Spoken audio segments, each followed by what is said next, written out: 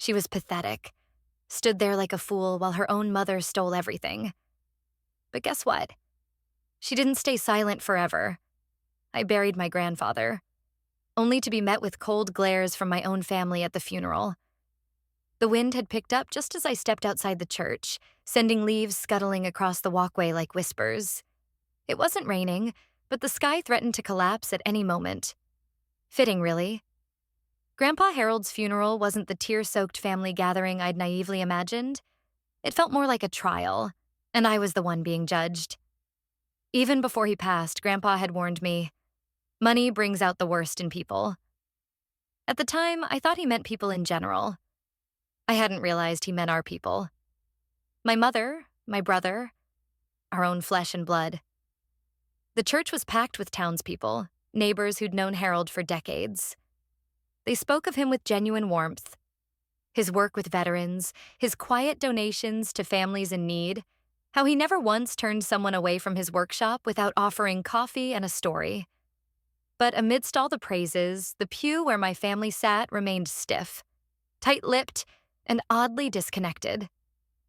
I stood by the casket, my hands clasped, heart aching. Grandpa lay motionless, the lines of age softened under the mortician's careful touch. He looked like he was sleeping, just resting, like he often did in his rocking chair with the Sunday paper half folded on his chest. My eyes welled, but I refused to let the tears fall. Not here. Not with them watching. Behind me, I felt the heat of unspoken resentment. Melissa, my mother, stood a few feet back, clutching her clutch bag with knuckles pale from pressure. Her expression was calm, almost indifferent, but her voice, when it reached me, was laced with something sharp. "What did he leave me, besides a few old love letters?" she whispered, just loud enough for me to hear. She smiled while speaking, for the benefit of others, but the words were anything but sweet. I turned toward her. He left what he thought was right. My voice was steady, even though my stomach twisted. Evan stood a step behind her, eyes cast down at the floor. He hadn't spoken a word to me since I arrived in town. Not a greeting, not even a nod. Cousins, aunts, uncles, none of them looked my way. Not even once. It was as if I didn't exist, a ghost among the mourners. After the service, as the crowd moved toward the burial site at the cemetery on the edge of town, I walked alone. The air was cold, the ground slightly damp. I knelt beside the casket one last time, resting my gloved hand on the wood. "I'll do what you asked, Grandpa," I murmured, "even if it means standing alone." Back near the limousines, Melissa slipped inside one of them and immediately reached for her phone. Through the window, I saw her lips moving quickly, her brows drawn tightly together. Whatever conversation she was having, it wasn't casual. She looked worried. No, panicked. Her fingers trembled slightly as she ended the call, eyes darting toward me for a brief moment before the car door shut. The rest of the family lingered just long enough to show their faces, then departed in silence. No hugs, no shared memories, just a hollow ritual. As I made my way toward the parking lot, a man in a charcoal suit approached. He was older, trim, and formal, someone I didn't immediately recognize. But the envelope he carried was unmistakable. Cream-colored, wax-sealed, and marked with Grandpa Harold's initials. "Miss Claire?" he asked. "Yes?" "I'm James Abbott, your grandfather's personal attorney. He asked me to deliver this to you directly, and only after the funeral." I took the envelope slowly, my heart thudding louder with every breath. "What is it?" He called it the beginning of the storm, Mr. Abbott said, then tipped his head respectfully and walked away. I stood in the cold, the envelope trembling slightly in my hands. My fingers slipped beneath the seal, breaking it with a soft pop. Inside was a single document, a freshly notarized copy of Harold's will. I scanned it once, twice, then froze. Claire Bennett, sole heir. Not partial, not shared. Everything, every property, investment, possession was left to me. My breath caught. Not because I felt triumphant, but because I suddenly understood why the air had turned colder at the funeral. This wasn't just grief. This was war. And it had just begun. Everyone assumed Melissa would inherit it all, until I showed them the letter. The waiting room smelled of aged wood and lemon polish, the kind of scent that lingered in spaces untouched by time. I sat in the leather armchair closest to the window, staring out at the fog-draped trees while Mr. Donnelly shuffled papers behind his antique desk. The silence between us was thick, punctuated only by the occasional creak of old floorboards beneath his footsteps. Mr. Donnelly, my grandfather's longtime lawyer, was a man of few words and sharp eyes. When he finally spoke, his voice was smooth but firm, like a stone skipping across still water. "Are you ready, Claire?" he asked. "As ready as I'll ever be." He nodded solemnly and pushed a thin stack of documents toward me. The top page bore the official header of the state of Oregon. I recognized Grandpa Harold's signature immediately. Steady, confident, dated just 2 weeks before he passed. He began to read aloud. "I, Harold James Bennett, being of sound mind and body, do hereby declare this to be my last will and testament." Every word echoed in my chest like a drumbeat. My name came up twice, once to confirm my identity, and once again, moments later, in the most unexpected sentence I'd ever heard in my life. "To my granddaughter, Claire Bennett, I leave the entirety of my estate. All properties, bank accounts, investments, personal effects, and assets accumulated over my lifetime." The air in the room shifted. Melissa's chair screeched backward as she shot to her feet, red-faced, eyes blazing. "What kind of joke is this?" she snapped. "That old man wasn't in his right mind. He must have been manipulated. This isn't legal." Mr. Donnelly didn't flinch. "It's notarized, dated, and witnessed. Mr. Bennett was perfectly sound during the signing. I can provide the recording if you wish." Melissa turned toward me, eyes narrowing like twin daggers. You put him up to this, didn't you?" Whispered in his ear while he was dying, made him doubt his own daughter. "He raised me, Claire. Me. You're just the girl who showed up every holiday pretending to care." I stayed seated, gripping the edge of the chair so tightly my knuckles turned white. My voice, when it finally emerged, was low but steady. "He did what he thought was right." Her laugh was sharp and bitter. "Right? Leaving me with nothing while handing everything to you?" He was senile. I could feel the heat in my cheeks, but I kept my composure. Inside, I was trembling. My mind raced, searching for something, anything, to help anchor me. And then I remembered his voice, clear as day. "Don't ever let them make you feel small, Claire. You've earned this." He said that to me once, on the back porch after I got my first real estate license. I hadn't understood what he meant until now. Melissa leaned over the desk, pointing a perfectly manicured finger at me. "If you don't divide the share reasonably, don't blame me for being heartless." Mr. Donnelly cleared his throat sharply. "Mrs. Bennett." "I'm not finished," she snapped. Then to me, lower now, almost a hiss. "You think this is over? You think you've won? Don't be naive, Claire. I'll drag this through every court in this state if I have to." I stood slowly. "Do what you think you need to." Her eyes burned as she turned on her heel and stormed out, leaving only the echo of her heels clicking angrily against the hardwood. Mr. Donnelly exhaled, removing his glasses and rubbing the bridge of his nose. "I'm sorry you had to go through that. She was always going to react that way," I said. This just gave her something to aim at. He handed me the certified copies of the will. "You'll need these." "Thank you." I gathered the papers and tucked them carefully into my bag, aware of how heavy they felt. Not in weight, but in consequence. As I walked out to my car, the air had turned sharper, the clouds above now thick and moody.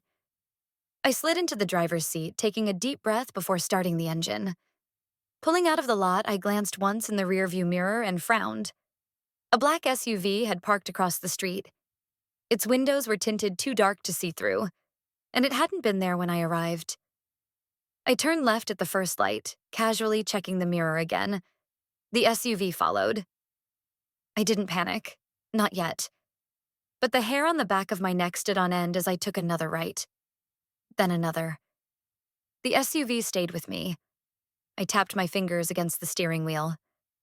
Coincidence? Maybe. But I'd grown up around enough courtroom dramas to know better. This wasn't coincidence. This was a message. And I had just received it, loud and clear. They called a family meeting and hoped I wouldn't show up. The invitation came via text, unsigned but unmistakably orchestrated by Melissa. Family meeting. Tomorrow, 5 p.m., Harold's Place. No, please, no, hope you can make it. Just a command, dressed up as tradition. Grandpa once joked, "If they ever invite you suddenly, bring armor." At the time, I thought he meant emotional armor. But as I stood at the gate of his old house, now Melissa's temporary throne, I understood. I wasn't walking into a discussion. I was walking into an ambush. The house looked the same from the outside, but inside it had changed. Melissa had swapped out Grandpa's worn oak furniture with glossy faux marble countertops and gold-trimmed mirrors that screamed nouveau riche. A crystal chandelier, clearly rented, hung above the dining table like a prop in a bad play. I stepped into the dining room. Everyone was already seated. Cousins I hadn't seen in years, 2 aunts who always wore judgment like perfume, and Evan, seated beside Melissa at the head of the table. Someone pointed me to a chair near the far end, close to the patio doors, away from the core conversation. I didn't sit. Melissa's smile was practiced. "Claire, you made it." "I was invited," I said. "Of course," she replied, gesturing vaguely. "Have a seat." I pulled the chair back but didn't let go of its backrest. The air was thick with expectation. Judging eyes scanned me up and down, as if waiting for me to trip over invisible guilt. "Well," said Aunt Lorna, tilting her wine glass. "We're glad you're here. It's important we clear the air." "Is that what this is?" I asked, voice steady. Evan looked down at his plate, lips tight. He hadn't met my eyes once. Melissa cleared her throat. "We're a family, Claire. Families talk things out. Especially when one person has taken more than their fair share." The word taken hit the table like a dropped knife. "I didn't take anything," I said. "I received what Grandpa left for me. Legally, clearly." "But was it fair?" Another cousin chimed in. "I mean, your mom raised you. She was his daughter." "She was also his biggest disappointment," I said before I could stop myself. "He told me that himself, more than once." Gasps rippled down the table like a sudden gust. Melissa stood. "That's enough." "No," I said, louder now. "You dragged me here, sat me in the corner like a stranger, then accused me of being greedy. Grandpa didn't leave you anything because he knew who actually cared for him, who visited, who listened, who brought him books and helped with his meds. You weren't there." Her face flushed deep red. "Don't act like you're some saint. He was old. He didn't know what he was doing. That will was written under pressure, and we all know it." A murmur of agreement rose, weak but present, the kind that follows a leader, not conviction. "You want to contest the will? Fine," I said. "But don't disguise this as a family meeting. Just call it what it is. A desperate attempt to guilt me into giving it all up." A loud crack startled everyone. A wine glass had tipped, spilling dark red across the pristine white tablecloth. The liquid crept slowly toward the table's center, like a wound spreading across a body. "Nice metaphor," I muttered. Melissa didn't sit. "I will not let you disrespect this family. You already did that when you made this a performance." The room fell into a heavy silence. Everyone waited for someone to end it. And then a chair scraped back. Evan stood up. For a moment, he looked unsure. His lips parted, but no words came. He glanced at me, then at our mother, then down at the table. His voice, when it emerged, was quiet but unmistakable. "I think you did the right thing." It landed like a lightning bolt. Melissa's head whipped around. What? I think Claire did the right thing, he repeated. I saw how Grandpa looked at her, how he trusted her. Maybe we should too. The silence turned brittle. And just like that, the fault line split. I'd spent years swallowing my words. Tonight I finally spoke. The lock on my apartment door clicked shut behind me with a sound that used to bring comfort. But tonight, it just echoed. The living room was dim, lit only by the amber glow of a street lamp filtering through the curtains. The familiar walls felt different, heavier somehow, as if they were bracing for a storm I hadn't yet named. I dropped my bag by the couch, the stack of legal documents slipping halfway out. I didn't bother fixing them. My hands were still trembling from what happened at the house. Evan's words kept looping in my mind. I think you did the right thing. It was the first time anyone in that family had backed me publicly. And now that it was out, it couldn't be taken back. I moved toward the shelf by the window, where Grandpa Harold's old tape recorder sat among dust-covered books. He used to bring it everywhere, claiming that memories faded but voices didn't. I hadn't touched it since the week he died. I pressed play on instinct. There was static, then the low hum of Harold clearing his throat. Testing. All right. Claire, you can sit now. My breath caught. The audio crackled into a recording I barely remembered. One of our late-night talks on the porch when I was home last fall. I heard myself laugh. Heard the creak of the rocking chairs. I'd forgotten he recorded it.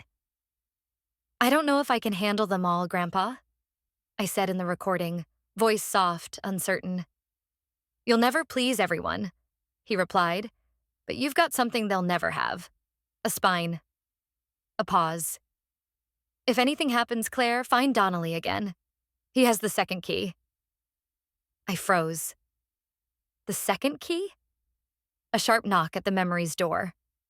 Grandpa always said he didn't trust digital copies, that some things still belonged in vaults. He once joked about hiding truth the old-fashioned way. 2 keys, 2 people, no shortcuts. My heart started pounding. I turned the recorder off and went straight to the old wooden jewelry box on the bookshelf. It had been his gift to me when I turned 25. Inside were old earrings, dried rose petals, and underneath, there it was. A small brass key tucked beneath a faded photo of us fishing. I stared at it, my reflection in its dull surface, and felt something inside me shift. The phone buzzed. It was Noah. Hey, he said as soon as I picked up, his voice warm, slightly breathless.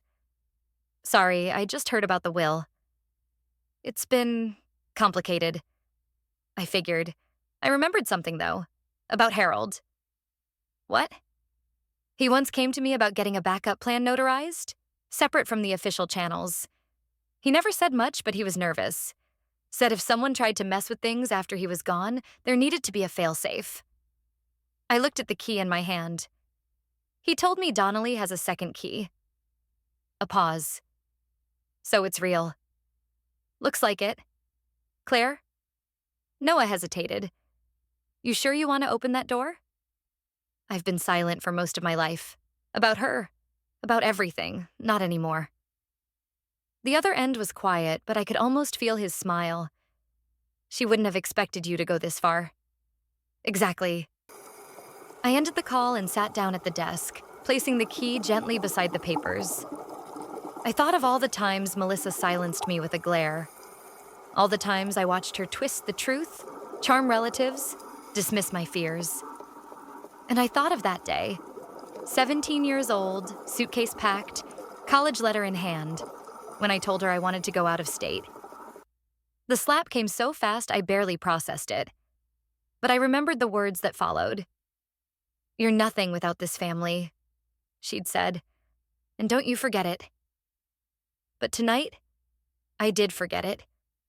Tonight I remembered Harold instead. I picked up the key again. Its teeth were sharp. And for the first time in years, I felt like I had won too. Tomorrow I'd go back to Donnelly. And this time I wouldn't ask permission. The key he left behind was more than just metal. It was a message. The bank had hardly changed since I was a child.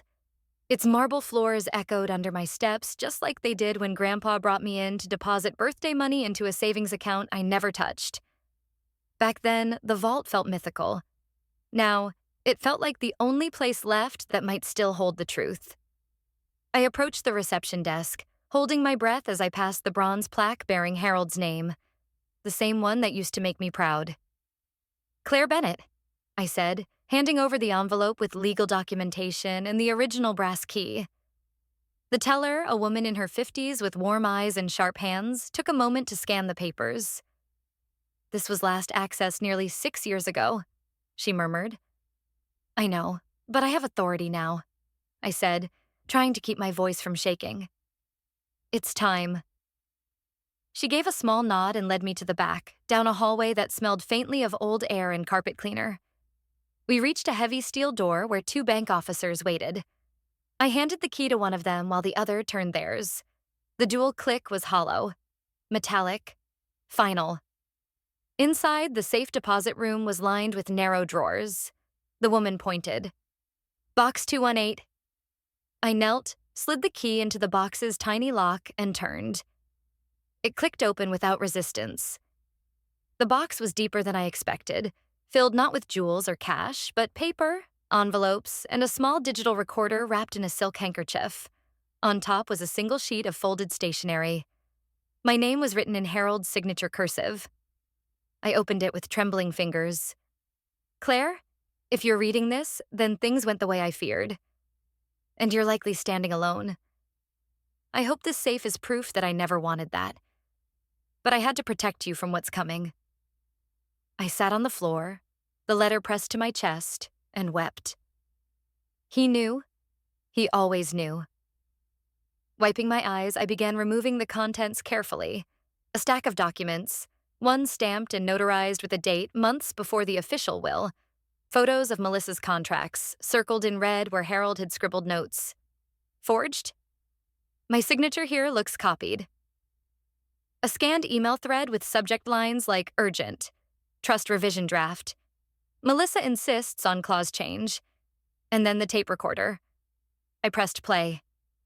His voice came through, weary but focused. "If I'm gone and you find this, it means they tried to erase you. Melissa, my own daughter, has let her hunger for power outweigh every principle I tried to teach her. I have my suspicions she's working through a lawyer of her own. But what I know for sure is that if she ever got her hands on my legacy, she'd twist it beyond repair." I paused it, jaw clenched. More documents waited beneath the recorder. One in particular, a scanned copy of a contract Melissa had submitted just before Harold fell ill. It bore his name, but the handwriting was uneven, slightly distorted compared to his usual flair. Next to it, a note from Harold. "This isn't mine. Compare pen pressure. I was in bed this week, unable to sign." The air in the vault grew colder. He knew about the forgery. He'd collected evidence, but he hadn't acted yet. Why? Maybe he thought he had more time. Maybe he hoped Melissa would come around. But that time was gone now, and so was he. I reached the bottom of the box and found a thumb drive taped to the inner wall. I pulled it free and pocketed it. If this contained video or audio proof of her misdeeds, it could be the very thing I needed. I sat back, surrounded by his voice, his handwriting, his cautious heartbreak. I wanted to scream. I wanted to run. But instead I inhaled, slow and deep. This was no longer just grief. This was war. I folded the letter carefully, placed it in my purse, and stood. The weight of the key in my pocket felt different now. Not just as a link to Harold, but as a lever to change the narrative. Outside, the afternoon light pierced through the clouds like a promise. I stepped onto the sidewalk, reached into my coat, and pulled out my phone. My fingers hesitated for only a second before dialing. Donnelly speaking. "It's Claire." A pause. "I was expecting your call. I found the second key. Everything he warned me about, it's all real." Another pause. Longer this time. "Then we start. No more waiting." I glanced back at the bank, the vault door already closed again behind me. It's time. Some wars are won in silence, and I was done playing fair. The rain tapped against the stained glass window of Donnelly's office like it was keeping time with my pulse. The place had always felt like something out of an old courtroom drama. Heavy oak shelves lined with thick law books, the air a little too dry, the silence a little too deliberate. I sat across from the old lawyer as he pulled on a pair of glasses and began reviewing the contents of Harold's secret safe. My fingers rested on the edge of the table, firm and still, everything my heart wasn't. Donnelly exhaled softly. These aren't just documents, Claire. They're bullets. He held up the original will, Harold's familiar handwriting unmistakable in blue ink, the kind of pen stroke no scanner could mimic. He tapped it with a steady hand. This one's dated 3 months before the signed version Melissa's lawyer presented at the probate hearing. And this one, he flipped to the contract Melissa had forged, is textbook forgery. Sloppy even. I nodded, lips pressed tight. Can we get it certified? Already made the call. We'll have a forensic handwriting analyst examine everything. Then we submit it through proper legal channels. This changes the game. It was the first moment in weeks that felt like forward motion. I leaned back slightly, trying to process the shift. And what happens if we prove forgery? Donnelly removed his glasses. Then Melissa's will is invalidated. You become the uncontested heir. And she could face charges, fraud at the very least. The relief didn't come right away, just the cold edge of clarity. I didn't want revenge. I wanted truth to speak louder than manipulation ever had. My phone buzzed. A text from Evan. I have something you need to see, but we'll have to meet in person. I stared at it, unsure whether to feel grateful or wary. Evan had always walked the line between loyalty and silence. But something was shifting. Maybe Harold's absence had removed the one person holding everyone in orbit. Maybe guilt was finally louder than comfort. Claire, Donnelly said, interrupting my thoughts. This evidence, it's strong, but it will take timing and tact. We can't just wave it around. I know, I replied. This isn't for waving. I stood, folding the documents gently back into their folder. It's for trapping. We met that evening at a tiny coffee shop nestled between a used bookstore and a dry cleaner. It was the kind of place no one would think to look. Intimate, dim, playing soft jazz over clinking cups. I chose the back corner booth, where the wall bore framed photos of old Oregon logging roads and faded local news clippings. Evan arrived wearing a hoodie and a baseball cap, like a teenager trying to avoid the spotlight. He hesitated at the table before sitting. I looked at him. You said you had something. He didn't waste time. She made me lie, he said, hands clenched. Mom. My eyebrows raised. I was 15, he continued. She made me sign something. Said it was just to confirm Grandpa had updated his will. But he didn't. Not then. She said it was just in case the original got misplaced. I didn't know any better. His voice cracked. I thought I was protecting her. But it wasn't about family. It was about control. My heart ached, but I couldn't afford sympathy just yet. Do you still have anything from that time? Notes? Copies? He nodded slowly. I kept one of the drafts. It didn't match what she submitted later. I didn't understand it then, but now... He reached into his coat and placed a folded paper between us. I unfolded it carefully. A scanned copy of the same will Melissa had waved around at the lawyer's office, but without the signature line filled. No date. No notary seal. She filled in the rest later, Evan said quietly. I'm sure of it. I looked up at him. Why now? Why tell me this? He hesitated. Because I watched her lie to your face today, and I knew what that felt like. And maybe I'm tired of being her echo. The words sat between us like hot coals. I didn't say thank you. Not yet. There were things deeper than gratitude, like recognition, like alignment. I reached for my phone and gently set it down on the table, screen dark. Then I whispered, Time to let them bury themselves. Evan stared at me, part fear, part awe. And just like that, he wasn't on the sidelines anymore. They didn't notice the first tremor, but an earthquake was coming. The sun filtered through the frosted windows of the Lakeside Inn, a favorite spot of Harold's, and, by ironic coincidence, the very place Melissa had chosen for the first anniversary lunch. Not a memorial, not a family gathering, a lunch. Decorated with cream-colored table runners and muted gold cutlery. Subtle, polished, hollow. I arrived just as the waiter poured the first round of sparkling water.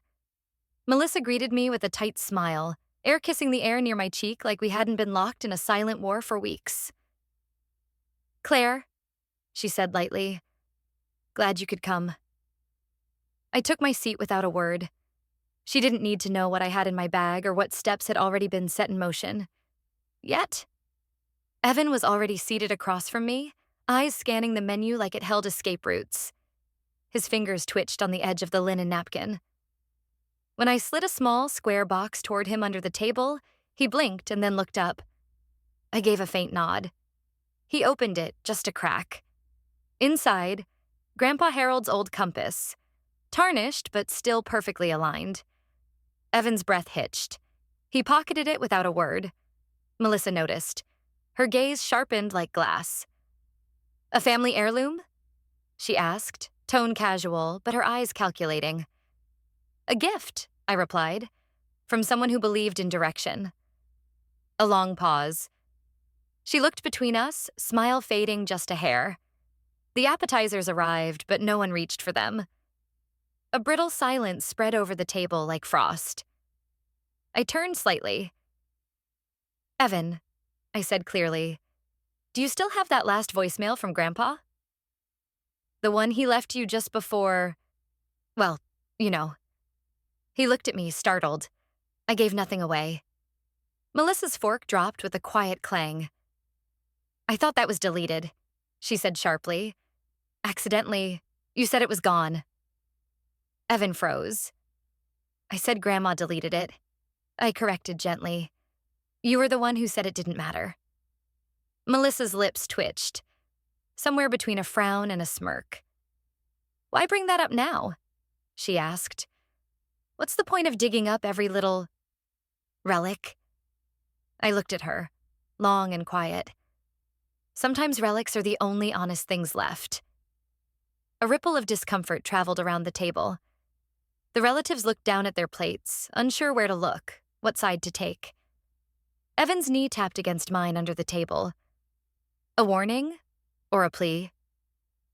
The waiter arrived with the next course. Melissa waved him away without a glance.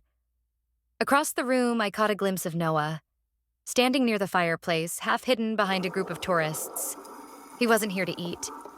He was here to observe. A minute later, my phone buzzed. From Noah.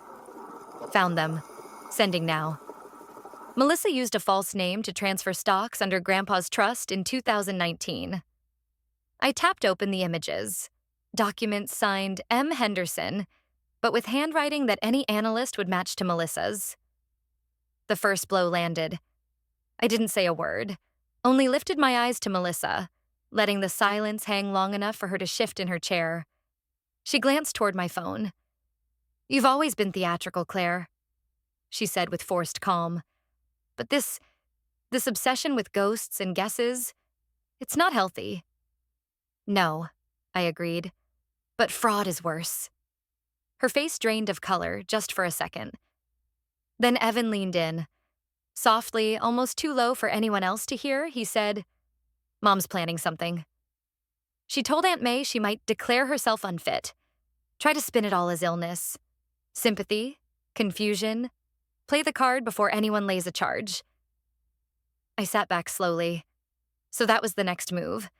They wanted to rewrite history with weakness, rewrite guilt as grief. Not today. I laid my phone flat on the table, my expression unreadable. The tremor had landed. The quake was just beginning.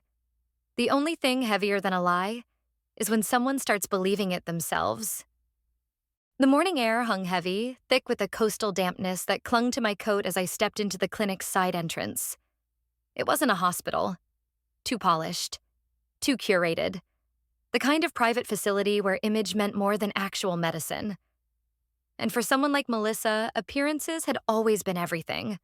I didn't have an appointment. I wasn't here to consult or cry by a bedside. I was here to see records. Evan had finally admitted it the night before. We sat in my apartment, both of us staring at the flickering light of an old lamp as if it could burn away what he was about to say. "She made me," he said, voice cracking. "She said she just needed one file changed. Said it was only to buy time." "What file?" I asked, already knowing the answer. He rubbed his eyes. "Her diagnosis, stage 2 lymphoma. I never saw a real doctor's note. She handed me a PDF and said to edit the headers. She said it was just to make people ease off her, that she'd confess after everything settled." And now I was here, standing in front of the polished glass reception desk, the faint scent of eucalyptus oil trying to mask the sour edge of something uglier. "I'm here to inquire about a patient named Melissa Hayes," I said calmly, presenting the notarized family authorization Evan had rushed to print that morning. "She claims to have been treated here." The woman behind the desk tapped her keyboard, squinting. "There's no record of any ongoing treatment for a Melissa Hayes. Just a consultation 2 years ago. No follow-up." I waited. "May I see that consultation note?" She hesitated, but the legal form spoke louder than her instincts. A few clicks later, she handed me a single printed page. One visit. Blood pressure, cholesterol, routine. Nothing else. I thanked her, walked out, and didn't stop moving until I reached my car. Melissa had lied. Again. But now the lie had a name, a timestamp, and proof of absence. I pulled the old key from my coat pocket, the one I'd kept since Harold's message. The second safe? The final lock? By noon, I stood in the modest building of Trust West Bank across town. Donnelly had called ahead. The manager personally led me down into the vault. "Miss Claire, this box has been untouched for over 5 years. Mr. Harold was very specific. It's dual-keyed. Yours opens it."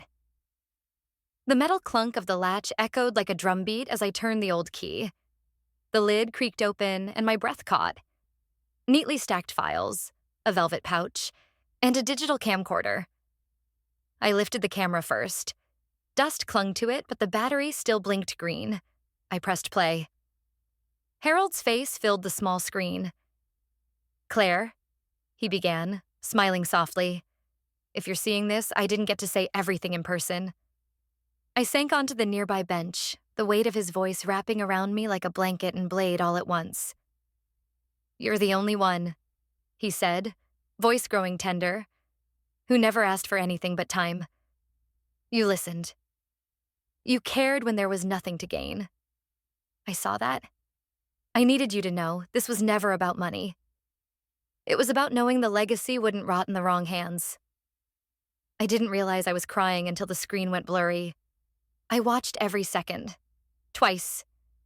In the velvet pouch, a signed affidavit from a handwriting analyst confirming that the signature on Melissa's copy of the will did not match Harold's known samples. 3 independent notes. Dated, stamped. It was all here. Everything I needed. Everything Melissa feared I would find. And still, when my phone buzzed as I stepped outside, I wasn't ready for the message. From Melissa. "See, Mom, now. This is the last time I'll beg you to do the right thing." I stared at the words. Not a demand, not a threat. A plea. And somehow that was worse. When cornered, snakes strike hard. And Melissa had fangs. The morning began with a strange silence. One that never boded well. The kind that settled before a storm ripped the roof off. My phone buzzed with a flood of notifications, each one more vile than the last. Greedy granddaughter isolates dying mother. Claire Hayes has history of mental instability. Claims anonymous cousin. Inheritance battle turns ugly. Family fears for matriarch's safety. They weren't just rumors. They were orchestrated hits. By the time I made it to Aunt Janice's house, the setting for yet another family meeting, the tension in the air was thick enough to cut. Melissa sat upright on the main couch, dressed in a muted gray, her eyes subtly rimmed with red. She looked frail, almost saintly. An oxygen tank stood beside her, unused. A propriedad. The room was full. Evan leaned against a window frame, face unreadable. Uncle Leonard, Aunt Janice, two cousins I barely recognized, all watching, waiting. Melissa began before I could speak. "I'm not here to argue," she said softly, her voice trembling. "I'm here because my heart is breaking. My daughter," she paused, eyes darting toward me, "has cut ties with her family, and now I fear for her well-being." Uncle Leonard murmured something about supporting a mother's love. I didn't move. Melissa continued, pulling out her phone. "This was sent to me anonymously. It hurt me deeply, but I think it shows just how lost she's become." She tapped the screen. A screenshot of a blog post appeared on the television, connected via cable. My face was there, mid-blink and off guard, alongside paragraphs describing my manipulation, emotional volatility, and history of psychiatric care. It was all fabricated. I turned to Evan, hoping for a flicker of disbelief. Instead, he looked away. Melissa sniffled. "I want to protect her, but I also need to make sure, if anything happens to me, things are handled with reason. That's why I've asked to amend my will." Aunt Janice leaned forward. "You're saying Claire's not fit to handle the estate?" "That's not what I'm saying," Melissa replied delicately. "But perhaps a neutral third party—" "I'm sorry, what?" My voice rang out, slicing the soft manipulations like glass through silk. Melissa blinked. "Claire, this isn't about punishing you." "No," I said, stepping forward. "This is about control. Again." I pulled out the envelope from my coat, placed it on the coffee table in front of her. "This is a verified handwriting analysis. 3 separate specialists. This," I tapped the documents, "proves that the signature on your version of Grandpa's will is not his." A silence dropped like a hammer. Uncle Leonard coughed. "What are you saying?" "I'm saying," I said evenly, "I never forged anything, but someone else did. And I have proof." Melissa's mask cracked. Barely. A twitch of her left brow. Then she laughed, brittle and high. "You're really reaching, Claire." But she was leaning too far over the edge. "You dare to go back to that year's contract?" she snapped. The room went still. No one had mentioned any contract. Not in years. Not until now. And Melissa had just confirmed it still haunted her. I smiled, only slightly. "I was wondering when you'd bring that up." Evan looked at her, stunned. "What contract?" Melissa opened her mouth, then closed it again. Too late. Everyone had heard. All the pieces were on the board. Now it was time to make the move that mattered. I arrived at Donnelly's law office before the sun had fully risen, the morning mist still clinging to the rooftops like reluctant ghosts. Inside, the old wood panels absorbed every sound, making the room feel like a sealed vault. Just as it should. What we were about to discuss wasn't meant for the outside world. Donnelly sat behind his desk, spectacles perched low on his nose, reviewing the documents with the caution of a man who knew the weight of what he held. Evan sat across from me, his hands locked together, knuckles pale. Noah stood near the window, watching the fog slowly lift from the town below. The tension was silent but heavy. I placed the last folder onto the polished oak table. "This is everything," I said, my voice low but clear. "The handwriting appraisal, the video, the bank safe's contents, and the photos Noah retrieved from the archives." Donnelly adjusted his glasses and opened the folder. There, in neat sequence, was the final image, a blurry but undeniable capture of Melissa signing Harold's name on a transfer contract, one she wasn't legally entitled to touch. "You've been thorough," Donnelly said, tone bordering on reverent. He looked to me. This is more than enough to contest the current claims and to start proceedings to reassert your rightful inheritance. I nodded, but I didn't feel triumphant, just resolute. I want to do this properly, I said. No surprises, no screaming matches in living rooms. I want them all in one place, one final meeting, where everything is said and done. Evan looked up. At the mansion? I met his gaze. Exactly where it all started. He exhaled slowly, then looked toward Donnelly. I'll testify, if it comes to that. About the signatures. About what Mom made me do. All of it. I didn't say thank you. He wasn't doing it for me. He was doing it for himself. For Grandpa. Noah finally turned from the window. You sure this is the right play? Giving her time to prepare? She's already preparing, I said quietly. But this time, she won't be able to spin it. Not when the truth is laid bare. Donnelly cleared his throat and began typing the formal invitations. A family meeting. Official. Binding. At the estate. I leaned back, watching the printer hum to life. The plan was simple. Show the truth. Let it speak louder than all their rumors combined. Harold had always told me, you don't have to scream to be heard. The truth will do it for you. I believed him more now than I ever did. The printer spat out the final envelope. Melissa's. I walked over, picked it up, and paused. There was something inside besides the printed invite. It was folded once, on yellowed paper I immediately recognized. Harold's handwriting. To the ones who thought bloodlines guaranteed loyalty. This is your reckoning. They wanted a family meeting. They got a reckoning. The mansion hadn't seen this many people since Harold's wake, but today it didn't feel like mourning. It felt like Judgment Day. Rain tapped against the tall windows like a metronome of fate.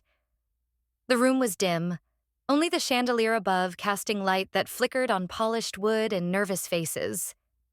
I stood near the fireplace where Grandpa used to warm his hands. Today I was warming up something else. Truth. They all came. Melissa, regal as ever in her beige coat, sat front and center like a monarch defending her throne. Evan lingered near the back, shoulders slightly hunched but present. A few cousins avoided eye contact, others whispered among themselves. Noah stood beside me, quiet strength in his presence. And Donnelly?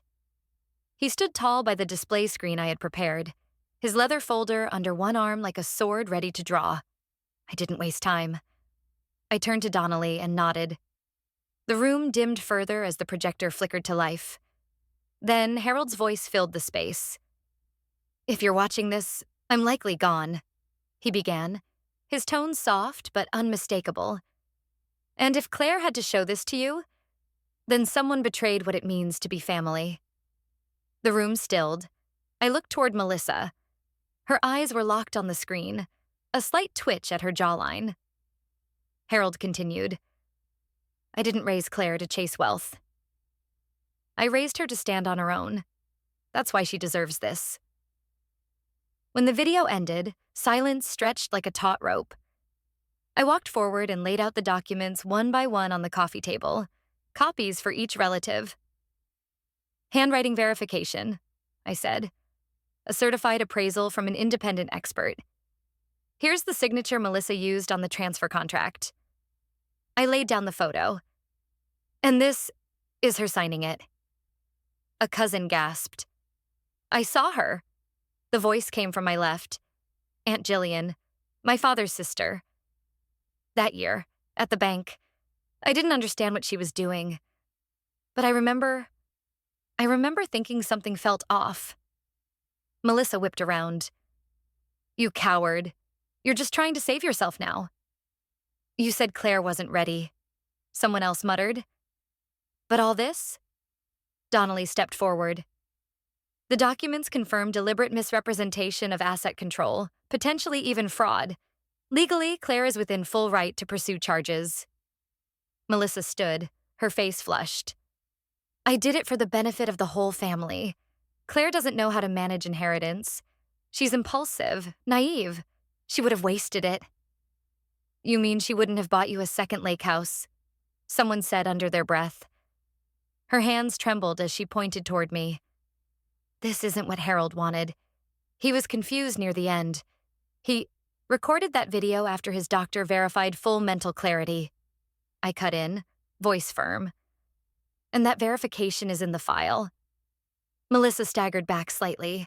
I looked around the room, taking them all in. Then I stepped forward, slow, deliberate, and locked eyes with the woman who raised me like I was a burden. And that's why he chose me, not you guys. When the truth shatters the silence, it echoes forever. The late afternoon light slanted across the garden behind the mansion, painting everything in gold and shadow. This used to be Grandpa's favorite spot, where he trimmed his roses, where he sat with a flask of tea and hummed old songs when he thought no one was listening. It was peaceful here, removed from the tension that still gripped the house inside. I found Grandma exactly where I'd hoped, in that wooden bench under the pear tree, her hands clasped tightly in her lap like she was trying to hold herself together. "Grandma," I said gently, stopping a few feet away. She didn't look up at first. Her eyes were fixed on the flower bed, but I saw the way her lower lip trembled. The wind stirred, carrying the scent of damp earth and fading petals. "I'm sorry it's come to this," I said, stepping closer. "But I need to ask you something." Still, she said nothing. So I sat beside her, letting the silence stretch. "I didn't come back to hurt anyone," I murmured. "But when Grandpa left me everything, I knew it wouldn't just be about money. It was about making something right. And I need you to help me do that." Finally, her voice came, thin but etched with years of quiet endurance. "Harold always said you were stronger than you let on." I turned to her, searching her face. "Then help me prove him right." A tear rolled down her cheek. She brushed it away quickly. "Your mother. She came to me not long before Harold passed. She said there were too many complications, too many opinions flying around. She said, if I really loved peace in this family, I'd sign something to stay out of the legal matters." I blinked. "You signed something?" She nodded, shame burning in her voice. "She had me sign a waiver. Said it was for the lawyers only. I didn't realize I was giving up my right to challenge the will, or to testify." My stomach turned. "She threatened you?" "She said I'd lose Evan too, that he wouldn't be allowed to see me, that I'd be alone in this house." And I believed her. I reached for her hand, gripping it gently. "You're not alone now." From the side of the garden, I saw movement. Evan. He stood half shielded by a tree, listening, arms crossed over his chest, expression unreadable. But he didn't turn away.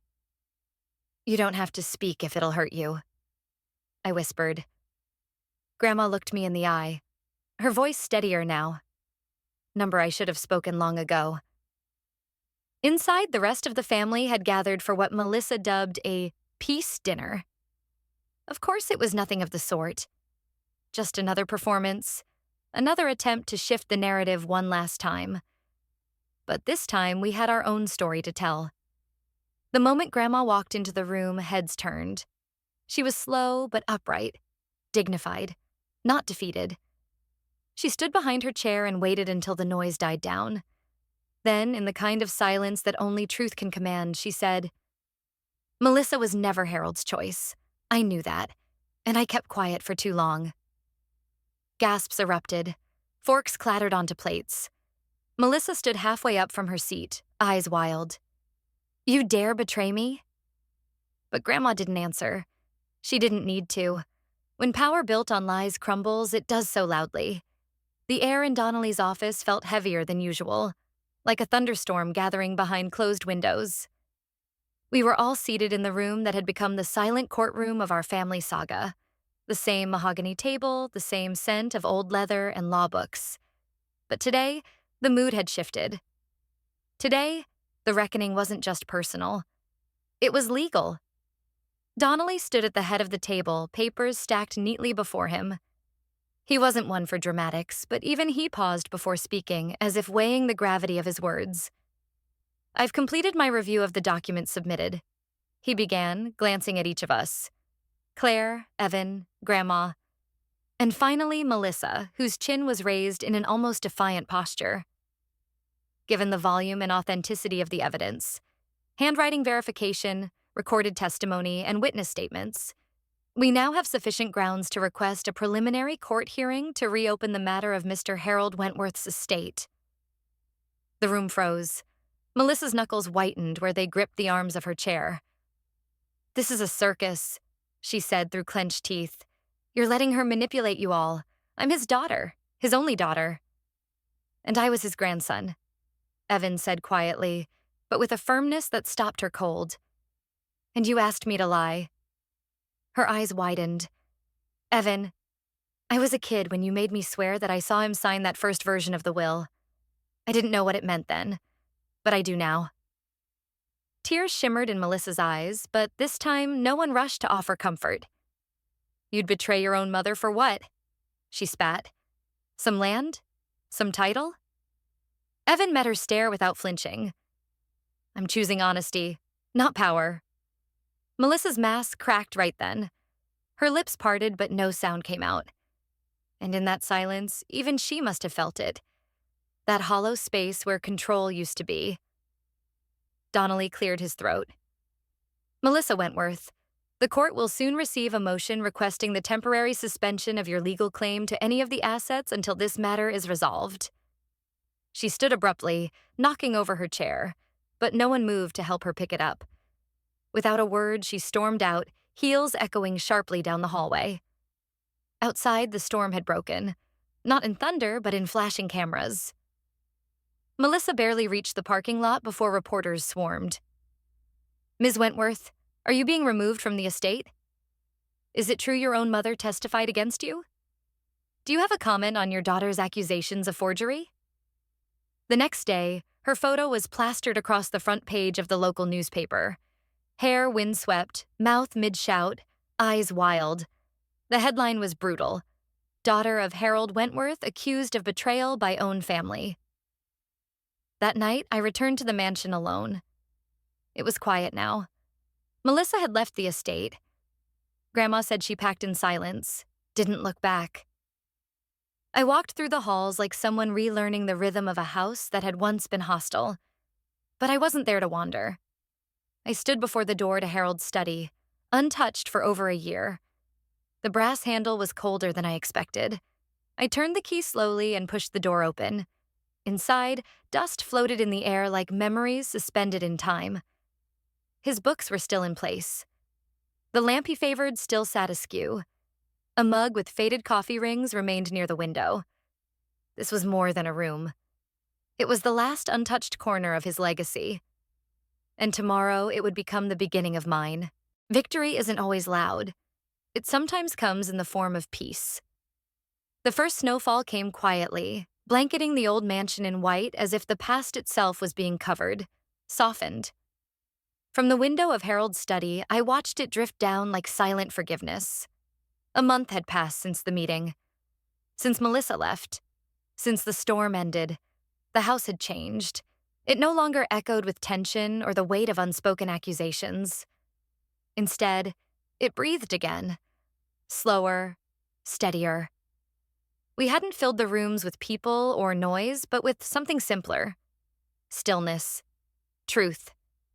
In the main hall, Evan and I had gathered the rest of the family. Not as enemies, but simply as what we were. Remnants of a once divided whole. I stood at the front, holding a thin folder with the finalized property division papers inside. "I know this came as a shock to many of you," I began, voice calm but firm. But Grandpa Harold's wishes were never about excluding anyone. They were about doing right by those who stood by him. I've decided not to keep everything. Murmurs rose, hushed and uncertain. "I'm retaining the mansion and a portion of the estate to maintain his legacy," I continued. "But I've asked Donnelly to prepare the papers to legally divide the other properties with Evan. And the rest?" I opened a separate file and held up the papers. will go to form the Harold Wentworth Foundation, a scholarship fund for underprivileged students in Oregon. Gasps. Then a silence that hummed not with resistance, but something close to shame. From the back, an uncle stepped forward, one who had once laughed when Melissa called me ungrateful. "Claire," he said, voice gruff. "I should have spoken up earlier. I let fear keep me quiet. I'm sorry." Others followed. Some simply nodded, unable to form the words. But it didn't matter. Their eyes said what their mouths couldn't. In the corner, Grandma dabbed at her eyes with a silk handkerchief. "You did what he wanted," she whispered when I sat beside her again. "He used to say, 'Truth takes time, but it always comes home.'" "You brought it home, Claire." I smiled, blinking away the heat behind my eyes. I just followed the trail he left. That evening, the fireplace crackled in the study. I sat cross-legged on the rug, sorting through some of Harold's old journals. Evan stepped in quietly, a small box in his hand. "Found this while packing up Mom's things," he said, offering it to me. Inside, nestled on blue velvet, was Harold's antique pocket watch, the one I hadn't seen since before the funeral. "She kept it?" I asked, surprised. Evan nodded. "I think she held on to it because deep down she knew she didn't deserve it, but she couldn't let it go either." He placed the watch in my palm. "Now it's where it belongs." I ran my thumb over the faded engraving. To time well spent. We sat in silence, the kind that didn't need to be filled. After a long while, I asked, "Do you think Mom will come back?" Evan leaned back, thoughtful. "Maybe. Maybe not as the same person." I looked toward the snowy window, where the world outside had been reborn in white. "Then maybe there's still hope," I said softly. And for the first time in a long while, I believed it. ChatGPT Jan Noi. Truok ki ong kwa joy. Harold Janviet mot buk tu koi kung. It was never meant to be opened. Until now. The last day of the year arrived with a hush. Snow fell like slow confetti from a sky heavy with memory, dusting the windows of the old study in white. The fire in the hearth had nearly burned out, its embers glowing faintly. In my lap, an envelope sat, worn, unsealed only hours ago, its corners still marked by Harold's faint, unmistakable scrawl. I hadn't dared open it before. Not during the funeral, not even after Melissa left. It had stayed tucked away in the leather-bound journal Grandpa used to carry, slipped between pages scribbled with notes, weather predictions, and doodles of bird feathers. Somehow, it had waited for today. For now. Evan sat beside me on the floor, leaning against the bookshelf. He hadn't said much since morning, just sipping tea and watching the snow. I broke the seal. The first line alone stopped my breath. "If you are reading this, it means you have lived. And that is enough." I didn't realize how tightly I'd been holding my breath until I let it go in a broken sigh. My fingers trembled, but I read on. "Claire, my girl." It continued in Harold's looping, unmistakable hand. "I always knew the world would try to flatten you into something small, but I also knew you wouldn't let it. I didn't write this for instruction. I wrote it because I needed you to hear me when you were most uncertain." Tears blurred the ink as I read. I wasn't a perfect man. I made choices that protected comfort over truth for far too long. But you always made me want to be better. I chose you not because you were the loudest or the smartest or the most pleasing to others. I chose you because you saw. You saw what others ignored. You listened when no one else did. And you fought. But only when it mattered. I paused to wipe my face. Evan didn't speak, just slid a tissue box closer. "They may accuse you, twist your name. You might feel alone, but never forget. You are not what they call you. You are who you choose to be in the quiet." I read the last paragraph aloud, my voice cracking with every word. Don't let pain mold you into a revenger. Let it teach you to stand firm. Let it anchor you. Let it remind you why truth matters more than victory. By the time I folded the letter, my cheeks were wet. I looked at the photo above the fireplace. Our family, years ago, posing stiffly in the backyard. Everyone looked elsewhere. Everyone except Harold. His eyes had been looking right at me. Still were. I reached out, placing my hand over the glass frame. You never stopped watching, did you? Behind me, Evan stirred. You were the only one he trusted, he said simply. Silence fell between us again, not uncomfortable, but full. Then the doorbell rang. Evan rose first. I heard the creak of the front door, the low hum of wind slipping inside. Then his voice, calling from the hallway, shocked, uncertain, something else. Claire, Mom is here. The truth didn't arrive in fanfare, but in quiet revelations, signed confessions, and the silence of those who once roared. Claire had once been dismissed, cornered, and made to feel small, but now she stood taller, not in victory, but in justice fulfilled. Because justice, though delayed, is not denied. Like the final chord of a long-forgotten melody, it may take time to be heard. But once it is, it lingers. No wall of lies can stand forever against the tide of truth. Like, share, subscribe, and comment your thoughts on this story. Type 1 if you relate to it. Type 2 if you think it could be better.